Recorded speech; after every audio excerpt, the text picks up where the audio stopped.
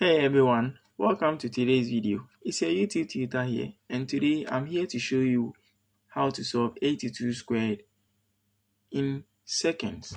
So to start with, what I am going to do is we take our first digit, which is 8, and square it. It gives us 64. We put 64 on the side. Now what do we do next? We take 2. So by taking 2 and squaring that, we also get 4. 4 can also be written as 04. It's still math. So now we have 6404. What do we do next?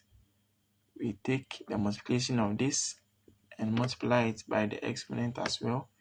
So what I mean is 8 times 2, which gives us 16, by 2, which also gives us 32. So we now write 32 here and add a 0 to it and sum it all up.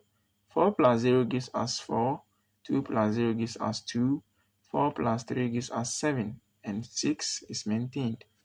So now the answer for 82 squared is 6,724. Thanks for watching this video, and don't forget to subscribe and like.